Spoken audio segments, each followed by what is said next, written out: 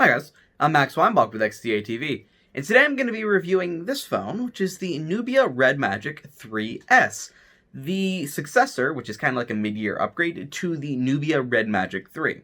So, let's get started. So this is the Red Magic 3S. It is a slight upgrade over the Red Magic 3. And by slight upgrade, I mean the only upgrade is really the storage and the processor. If you know anything about the Red Magic 3, you'll know it has a 48 megapixel camera, 5,000 milliamp hour battery, it has a nice headphone jack, stereo speakers, an aluminum body with a couple LED lights, 48 megapixel camera on the back, 16 on the front, fingerprint scanner on the back. It has fans, so it has active cooling, this gaming mode toggle, and then capacitive buttons for gaming. Basically a pretty good phone.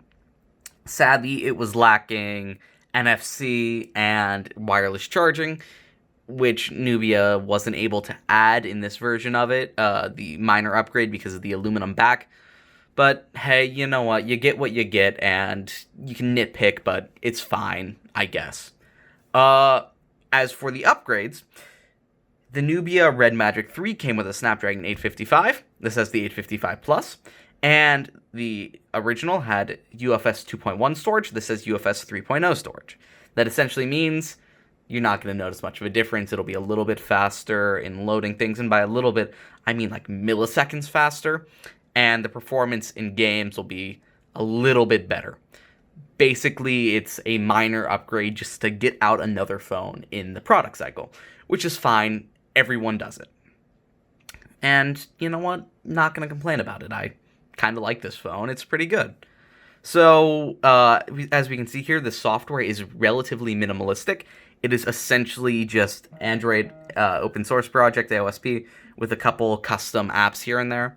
The main one being the camera, but I don't find this camera to be that great. I've mentioned this before in previous Nubia videos. The camera just isn't that great. It tends to have just horrendous HDR and not keep much detail, get very soft. I'm not a huge fan of the camera. And then the video mode is just not good. If you enable the HDR mode, it makes everything neon green, which isn't good, so you essentially can't record HDR video, which limits you down to 4K 30 FPS, 4K 60 FPS, or 8K 15 FPS, which are by no means bad options, but HDR is pretty nice to have, especially when competitors like Samsung or Apple or Huawei are offering this 4K option with HDR. It's a shame that we can't have it here because of that bugginess, but again, it is what it is, especially since this phone is coming in sub $500 at $490 right now, which is a pretty good value for the specs you're getting.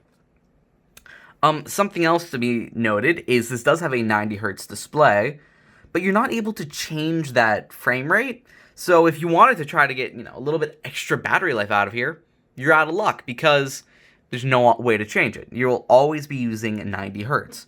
And that does go with a lot of the features on this phone. They seem to just add the bare minimum to get it out there. Like picture-in-picture. There's picture-in-picture. Like, it only supports WhatsApp. Great. Why not open this up to other apps? I mean, just WhatsApp? Okay. Samsung has a very similar feature, and it's available to any app. And, a lot of tablets have it.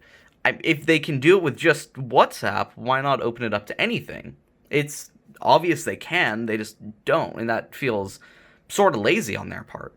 As for the gaming dock, there's actually a gaming dock here for that connector on the side, but I don't have it. TK did a video on it for the Red Magic 3 when that came out, so you can go check that out. I'll link that in the description.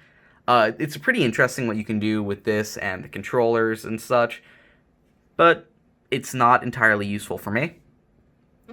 And that's pretty much it. They have a little bit of options for the LED strips, but I could barely get that to work, even with everything selected. It barely works for me, except the charging effect. And screen recording is nice, actually. You can record in 720p with system sounds or mic sounds instead of both, which I guess that's fine. It seems like they did very bare minimum software here, which is good, I guess. I feel like they could have done a lot more with the software. It just feels kind of lazy to me. It feels like they wanted to get this phone out here as along with the original, so they did bare minimum work on the software, put a little bit of hardware work into the hardware, of course, but then just kind of pushed it out with that software to try to just get it out there. And they haven't done any updates to it yet.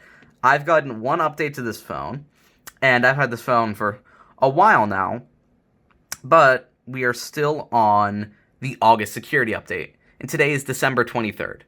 Also, it only has Android 9, and it's December, and with such an, base, just AOSP, phone, I feel like they could have done a lot more work to try to get Android 10 out there faster. For gaming, it's great. I've done a gaming video on this phone already showing off those capacitive buttons, but this does feel like if you're getting the phone, you're getting it specifically for gaming. You wouldn't be getting it for the camera. You wouldn't really be getting it for the display. There are much better displays, the OnePlus 7T and the OnePlus 7T Pro or OnePlus 7 Pro. Much better displays, and those phones all cost, give or take about $100 over this. You wouldn't be getting it for the hardware because those OnePlus phones are very similar. You wouldn't really be getting it for the speakers since they're not that great. You might get it for the headphone jack, but there are other phones with a headphone jack around the same price. I don't know why you would be getting this phone except for gaming. And it does gaming well. It does gaming very well. These capacitive buttons are a huge advantage in any FPS game. But otherwise, it's just kind of an okay phone. I'm not sure why anyone would really be interested in this phone over anything else. Again, that's just me. This is my opinion on it. And for the specs, it's a great value, but unless you're getting it for gaming, there's no real reason to get this phone. Yeah, that's basically this. This phone I like to sum up like this: if you're a gamer, if you like mobile games specifically, and if you don't have a huge budget and you're looking for a phone specifically for gaming, gaming first, phone second. This is like a game console, pretty much. This is the phone for you. If you want a game console, like a secondary phone specifically for mobile gaming, this is the phone for you. You could easily get a relatively inexpensive phone like this Mi Note 10, which isn't great for gaming, and this phone for the same price as, let's say, the S10 Plus. So you're getting a high refresh rate display, which is great for gaming with great specs, and a great normal old phone with a nice 108 megapixel camera for the same price as this phone. And these two phones will do things better than this, but it's two phones instead of one. It's just, I'm not entirely sure who this phone is for, and I mentioned that in the original review. The specs aren't amazing, the specs are amazing, the hardware is amazing, but it lacks in most meaningful ways for a phone. So, thank you guys for watching. Let me know what you think of the Red Magic 3S. Again, I don't really find it to be a meaningful phone to me. It feels like it's lacking in most meaningful ways as a phone, but it's really great as a game console. It would be something I'd bring around instead of like a Nintendo Switch. But again, that's just me. So let me know what you guys think about the phone, everything about it. And if you guys have one, let me know what you think after some extensive usage of it.